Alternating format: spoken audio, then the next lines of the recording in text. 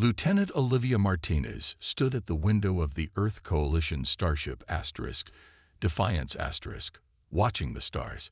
She was small for a military officer. At 5'2" with a slim build, most people underestimated her. But behind her quiet brown eyes worked one of the sharpest minds in the fleet. The ship's alert system chimed. "Lieutenant Martinez to the bridge," came Captain William Harrington's voice over the speaker.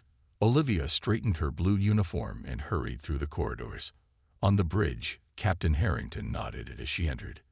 He was a tall man with gray at his temples and kind eyes that had seen many battles.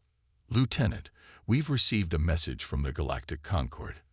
The Vraxians want to meet with Earth representatives." Olivia felt her heart beat faster. The Vraxians were new to her only in person. She had studied everything about them since Earth joined the Galactic Concord 3 months ago. They were a reptilian species, tall and heavily muscled with scaled skin. They valued physical strength above all else and were known for looking down on weaker species. "They've requested a diplomatic meeting, but I don't trust their intentions," Captain Harrington said. "I want you on the team." Commander Frank Peterson, the ship's executive officer, frowned. "Captain, with respect, the Vraxians respect physical power. They might see Lieutenant Martinez as inadequate." Olivia kept her face calm, though the words stung. She had heard similar things throughout her career. "That's precisely why she's perfect," Captain Harrington replied. "Martinez knows more about Vraxian battle tactics and culture than anyone on this ship, and I want them to underestimate us." 2 days later, Olivia found herself on the Vraxian command ship.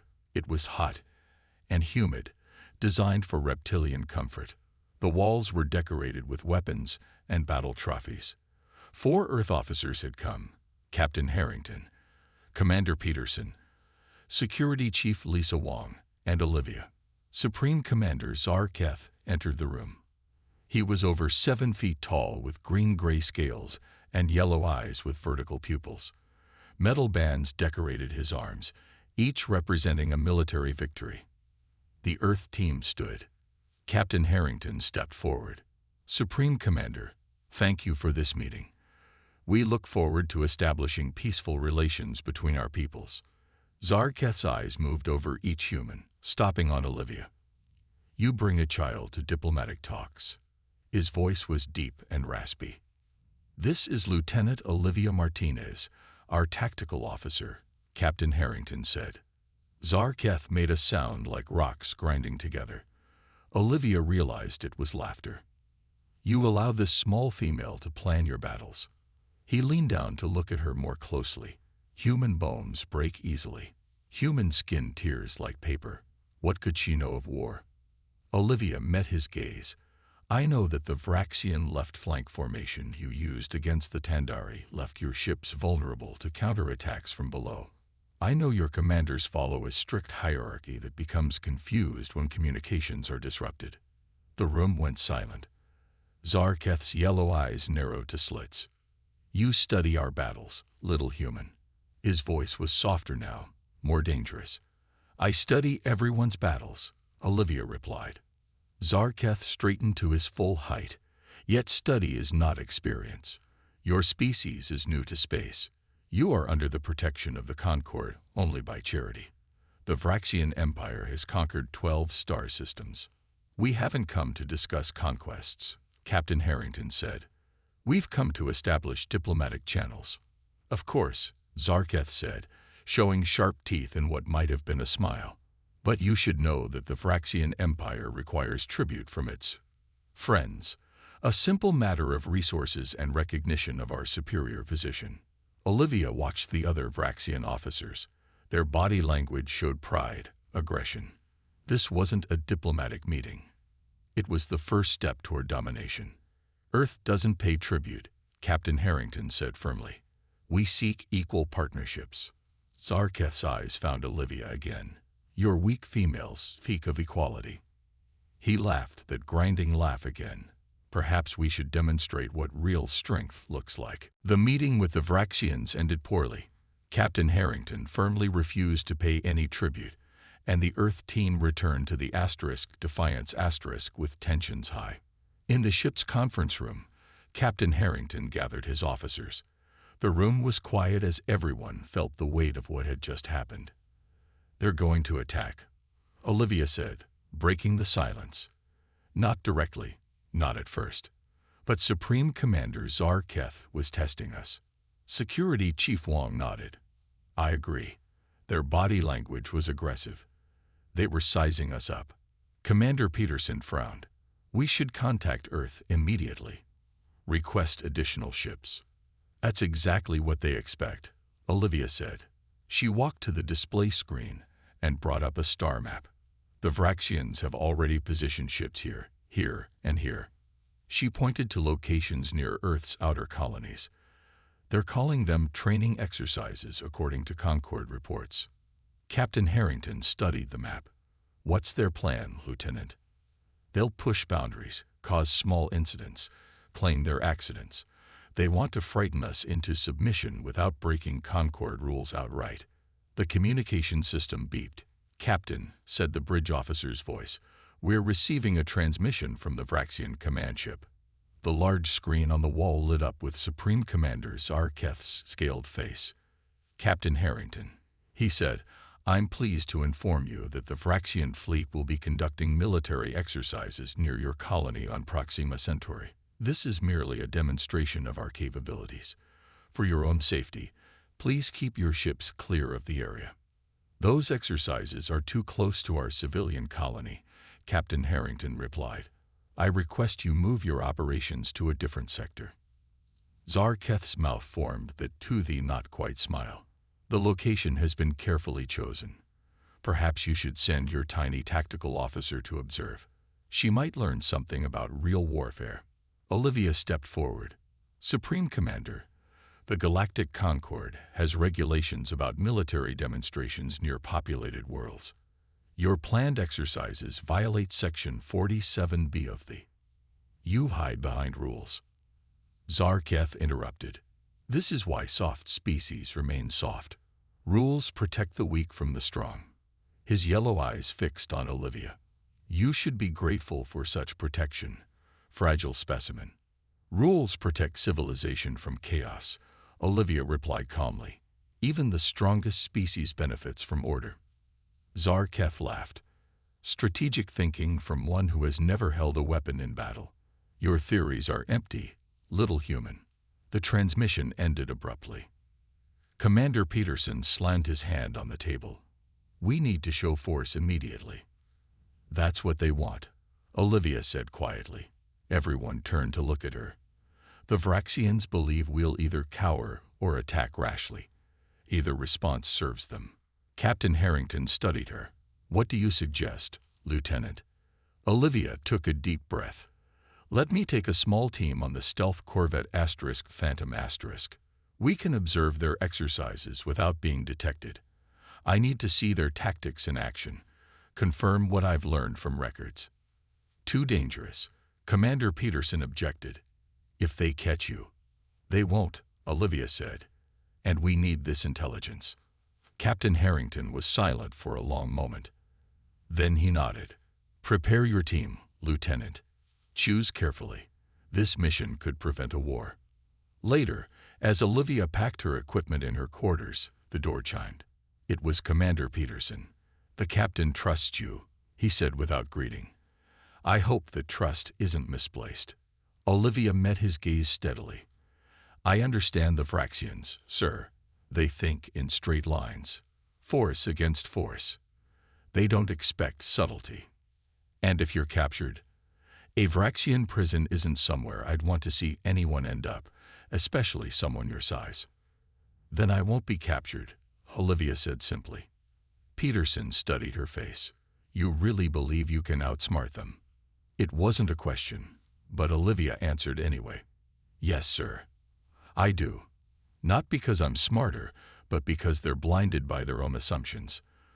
They've decided I'm weak, so they won't see me as a threat until it's too late." The stealth corvette Phantom slipped through space like a shadow. It was small with room for only 4 crew members, but its systems were cutting edge. Its hull absorbed sensor scans instead of reflecting them, making it nearly invisible. Olivia sat at the tactical station, watching the Vraxian fleet on the monitors. Beside her, Lieutenant Commander Daniel Rodriguez managed weapon systems. Though he had doubted her plan at first, he worked professionally and without complaint. "Their formation is tight," Olivia said quietly. "Too tight. They're limiting their own movement." Communications specialist Samantha Cole nodded from her station. "I'm picking up their transmissions. Their chain of command is extremely rigid. Every small decision gets sent up to commanders." The fourth crew member, pilot Grace Kelly, kept the Phantom at a safe distance while maintaining visual contact. "How long do we need to watch them? My hands are getting tired from the constant adjustments to keep us hidden." "Just a few more hours," Olivia promised. She was recording everything: ship positions, communication patterns, weapon readiness. The Vraxians were conducting what they called exercises, but Olivia saw the truth. This was a show of force meant to intimidate Earth's colony on Proxima Centauri. "Wait," Rodriguez said suddenly. "They're changing formation. It looks like search pattern Delta." Olivia's stomach tightened. "They're looking for something. For us." "Impossible," Kelly said. "Our stealth systems err. They suspect we're watching." Olivia interrupted. "They don't know for sure, but Zarketh is smart. He's testing." Cole's fingers flew over her console. "They're communicating on all channels. Orders going to every ship." Olivia studied the pattern of ships on her screen. "Pilot Kelly, take us into that asteroid field. Quickly but carefully." Kelly expertly guided the small ship toward a cluster of floating rocks. As they entered the field, Olivia instructed, "Power down all non-essential systems. Minimal life support only." The lights dimmed as the ship went quiet. Through the viewport, they watched 3 Vraxian patrol ships pass by the edge of the asteroid field. "They're scanning," Cole whispered, though there was no need to be quiet in space. "These rocks have high metal content," Rodriguez said. "Should mask our signature." For 6 tense hours, they hid among the asteroids, watching as the Vraxian ships conducted their exercises. Olivia never left her station. She took detailed notes on everything she observed. "Look at that," she said as a Vraxian cruiser fired weapons at a target drone. "Their firing systems all connect to the command ship. If that link were broken," Rodriguez leaned closer to her screen, "they'd be unable to coordinate attacks." "Exactly." Olivia made another note. A sudden alarm blared. "Vraxian shuttle approaching," Kelly called out. "They're coming into the asteroid field." "They must be doing mining operations," Cole suggested. "Or they detected something," Rodriguez countered grimly. Olivia studied the approaching shuttle's path. "They're not coming directly for us, but they'll pass close." She turned to Rodriguez. "Power up the engine, but keep weapons offline. We may need to move fast." The Vraxian shuttle grew larger in their viewport. It moved between the asteroids with surprising grace for its bulky design. "They're stopping," Kelly whispered. The shuttle had paused only a few hundred meters from their position. "They're deploying something," Rodriguez reported. "Small drones. 4 of them." "Search drones," Olivia said. "They're methodically checking the field." She watched the small machines spread out. One was heading directly toward their position. "If it spots us," Cole began. "It won't," Olivia interrupted. She pointed to a nearby asteroid slowly rotating in space. "Kelly, on my mark. Use minimal thrusters. Move us behind that rock, keeping it between us and the drone." Kelly's hands hovered over the controls. The drone came closer. "Now," Olivia said softly. The Phantom drifted silently behind the asteroid just as the drone passed. For a tense moment, no one breathed. The drone paused, as if confused, then continued on its programmed path. "That was too close," Rodriguez exhaled. "But educational," Olivia replied, making another note. "Their drones have a blind spot in their sensor array. And now we know exactly how their search patterns work. The Phantom returned to Earth space after 3 tense days of observing the Vraxian fleet. As soon as they docked with the Defiance Captain Harrington called Olivia and her team to the briefing room. His face was grim. While you were away, the Vraxians attacked one of our supply ships near Proxima Centauri. They're calling it an accident during their exercises. Olivia felt cold. Casualties. 2 dead, 14 injured. And that's not all. The captain activated the room's display screen. It showed images of a small outpost with buildings on fire. They hit our research station on Proxima's moon. Claimed their targeting systems malfunctioned. They're testing our response, Olivia said, seeing how much we'll tolerate before fighting back. Rodriguez nodded. It's a classic intimidation tactic. The captain looked at Olivia. Tell me you found something useful out there. I did. Olivia connected her data pad to the display. Diagrams of Vraxian ships appeared on screen. Their entire fleet operates on a centralized command structure. Every decision flows from the top down. It makes them coordinated but slow to adapt. She showed recordings of the Vraxian ships changing formation. See how the outer ships always wait for the inner command ships to move first. There's a delay of approximately 7 seconds. Captain Harrington studied the images. How does this help us?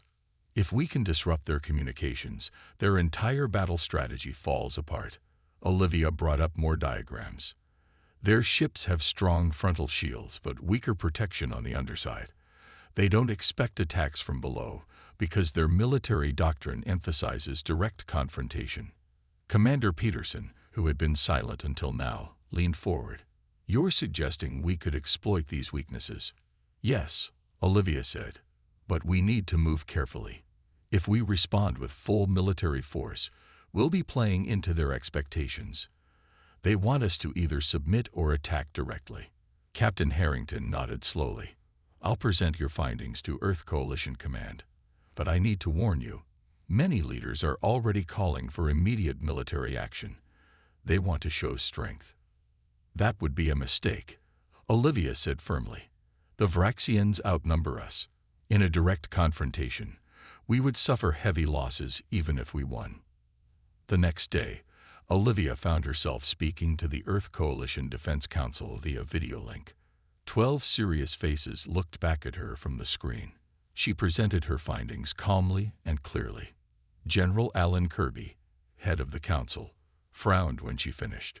Lieutenant, your analysis is impressive, but your proposed strategy seems too cautious. The Vraxians have already killed our people. We must respond with force. With respect, General, that's exactly what they want, Olivia replied. Supreme Commander Zarketh expects either submission or a frontal assault. He's prepared for both.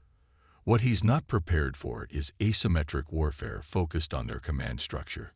Admiral Catherine Pierce, one of the few women on the council, spoke up. Let her finish, Alan. This approach has merit. Olivia continued, outlining her plan. When she finished, the room was quiet. Finally, Admiral Pierce nodded. It's unorthodox, but it could work. Lieutenant Martinez clearly understands Vraxian psychology and tactics. It's too risky, General Kirby argued. We should deploy the fleet immediately and show these aliens our full strength. As the council debated, Olivia's data pad beeped with an incoming message. It was from Captain Harrington. Vraxian communication intercepted. They know you're developing counter-strategy. Zarketh called it amusing that the weak female thinks she can outsmart him. Olivia felt a small smile form on her lips. Perfect. Let them underestimate her. It would make her plan even more effective. General Kirby was still arguing for immediate action when Admiral Pierce interrupted him. The decision is made. We'll try Lieutenant Martinez's approach first. If it fails, we can always resort to direct confrontation. Olivia nodded her thanks to the Admiral. Now she needed to prepare quickly. The Vraxians wouldn't wait long before their next move. With approval from the Defense Council, Olivia wasted no time. She gathered a specialized team on the Defiance to implement her plan. Time was short. Intelligence reports showed the Vraxians were mobilizing their main battle fleet. Chief Engineer Jason Bell met Olivia in the ship's laboratory. He was a stocky man with clever hands and a brilliant mind for technology. "So you want to jam their communications?" he asked, examining her diagrams. "Not jam them," Olivia corrected. "Manipulate them. I want to send false orders that look like they're coming from Vraxian command ships." Jason rubbed his chin. "That's ambitious. Their encryption is complex, but predictable." Olivia pointed to her data. "They use a mathematical sequence based on prime numbers. Look at these transmission patterns." Jason studied the numbers, then slowly smiled. "I see it now. Clever. We could insert our own commands if we match the pattern exactly." For 3 days, they worked constantly. Jason and his engineering team modified Earth ships with special transmitters designed to mimic Vraxian command signals. Meanwhile, Olivia trained fleet commanders in new tactics that contradicted conventional doctrine. Captain Harrington watched one of these training sessions. He approached Olivia afterward. "The commanders are uncomfortable with these maneuvers," he said quietly. "They go against everything they've been taught." "That's why they'll work," Olivia replied. "The Vraxians expect us to follow standard human tactics, either direct engagement or defensive formations. They won't be prepared for this approach." "And the drone swarms?" he asked. "We've never deployed unmanned ships in these numbers before." "They'll be crucial," Olivia explained. "Small, fast, and expendable. Perfect for disrupting Vraxian formations and drawing their fire away from our main ships." As Olivia left the training room, she passed a group of officers who fell silent as she approached. She heard whispers after she passed. Does she really think her plan will work against the Vraxians? So many lives depending on one lieutenant's theory. Olivia kept walking. Doubt was natural. She sometimes felt it herself in the quiet hours of night. But her analysis was sound. She had reviewed it countless times. Later that day, Admiral Pierce arrived on the Defiance to observe preparations. She found Olivia in the tactical room, surrounded by star charts and ship diagrams. "Impressive work, Lieutenant," the Admiral said, studying the plans. "Though I must tell you, half the Council still thinks we should go with a direct show of force." "That would be disastrous," Olivia said. "I agree. That's why I'm here." Admiral Pierce's eyes were sharp and intelligent. "I want to make sure you have everything you need. Your plan is our best option." A communication officer burst into the room. "Admiral, Lieutenant, we're receiving a transmission from the Vraxians. System-wide broadcast." They hurried to the bridge. On the main screen, Supreme Commander Zarketh's scaled face filled the view. "People of Earth," he said, his voice rumbling. "Your time for decision has ended. The Vraxian Empire requires your submission. We have been patient, but that patience is exhausted. You have 24 Earth hours to agree to our terms.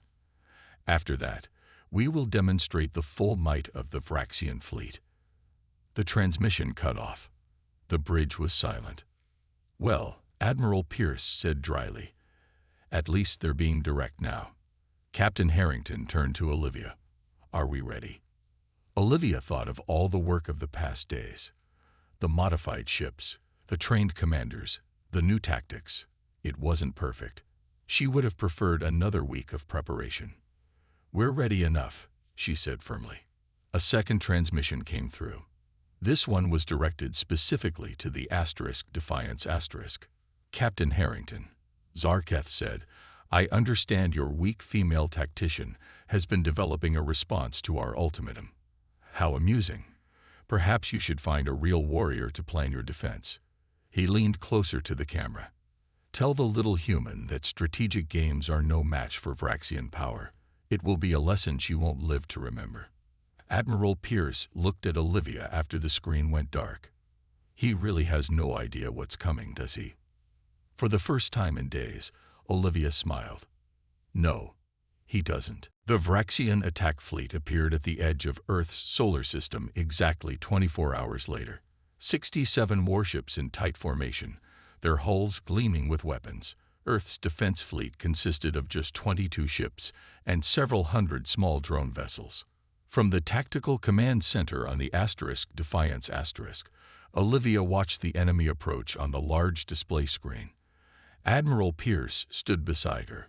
Captain Harrington commanded the ship from the bridge, but tactical control of the entire fleet had been given to Olivia. "They outnumber us 3-1, Admiral Pierce said quietly. "In large ships, yes," Olivia replied. "But numbers aren't everything." She activated her communication link. "All ships, assume position Gamma. Drone swarms 1-4, remain hidden behind Mars until my signal." The Earth ships moved into an unusual formation. Instead of creating a defensive wall as military doctrine suggested, they spread out in what appeared to be a random pattern. On screen, they could see the Vraxian fleet approaching in their perfect orderly formation. Supreme Commander Zarketh's flagship led the center column. 3 heavy cruisers flanked it, with smaller ships arranged behind in precise rows. "They're so predictable," Olivia murmured. She pressed another button on her console. "Deploy electronic countermeasures now." Throughout the Earth fleet, specially designed transmitters activated, flooding space with signals that mimicked Vraxian command codes. At first, nothing seemed to happen. Then one of the Vraxian ships on the right flank slowed suddenly. Another changed direction slightly. Small disruptions began to appear in their perfect formation. "It's working," Admiral Pierce said with surprise in her voice.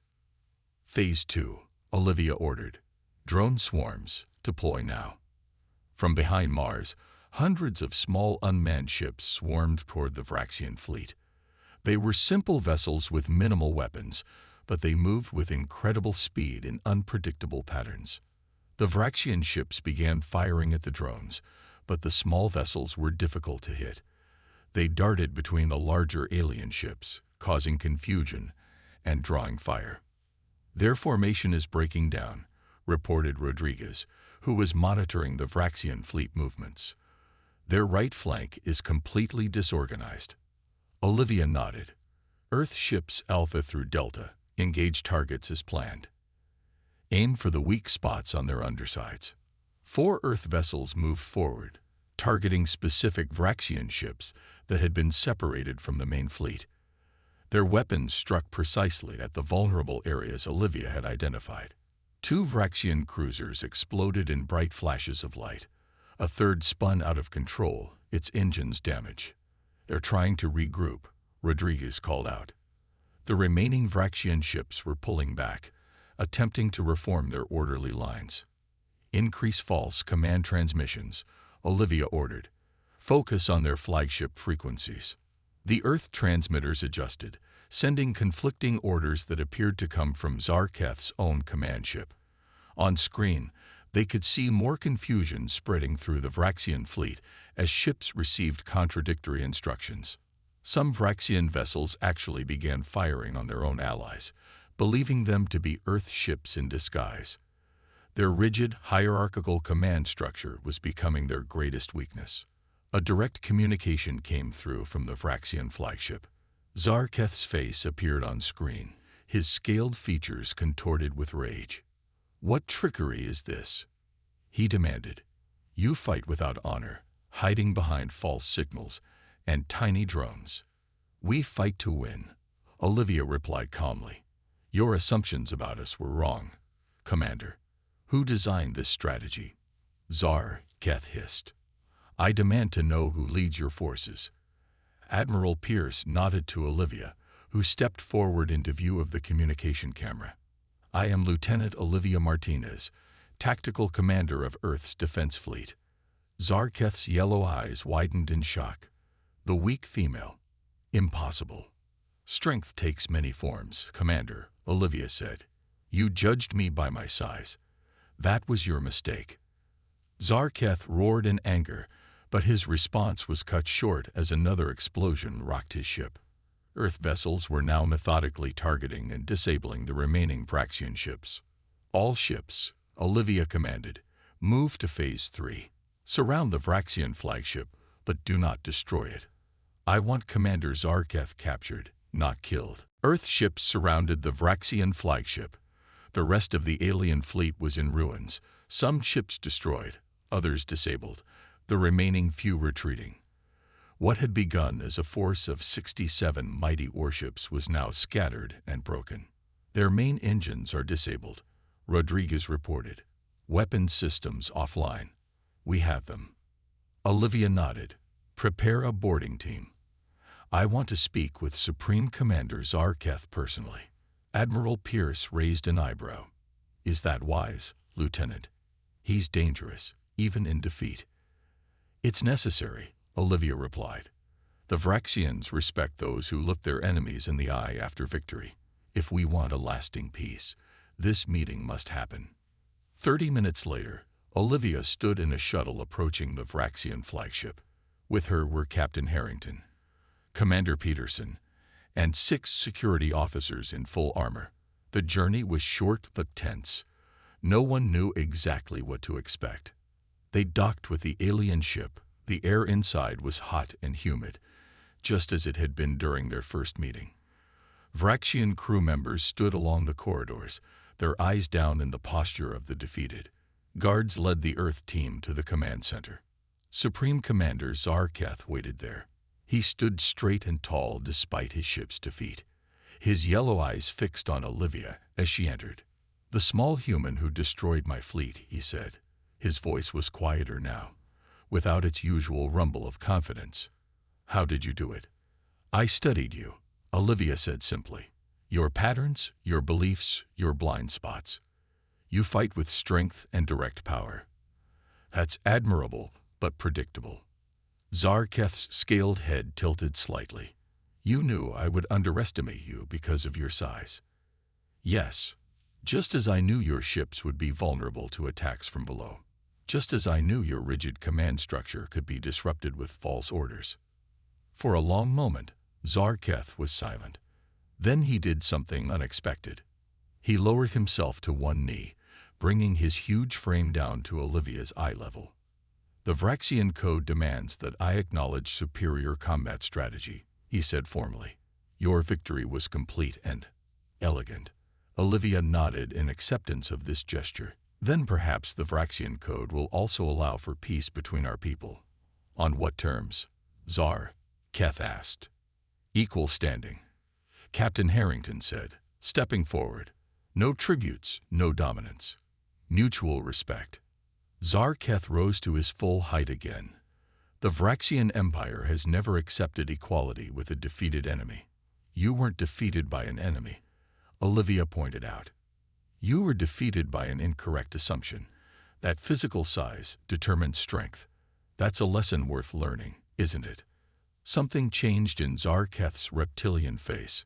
Not quite a smile, but a new expression. Perhaps, he admitted, we have much to consider. 3 days later, Olivia stood with Admiral Pierce in Earth Coalition headquarters as the peace treaty was signed.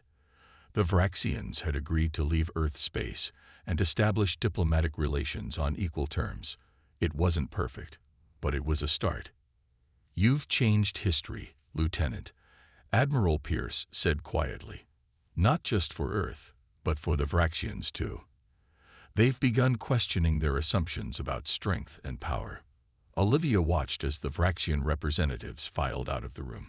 Among them was a smaller reptilian female who seemed to be in a position of authority, something unheard of before in their male-dominated society. People adapt when their old ways fail them, Olivia said. New orders came the next day. Olivia was promoted to commander and given charge of a special tactical division focused on understanding alien species and developing peaceful strategies for contact. Her first assignment, return to the Defiance and lead a diplomatic mission deeper into Galactic Concord space. As Olivia packed her belongings, she found a small metal band on her desk, a Vraxian victory token, traditionally worn only by their greatest warriors. With it was a note in rough English. Strength has many forms.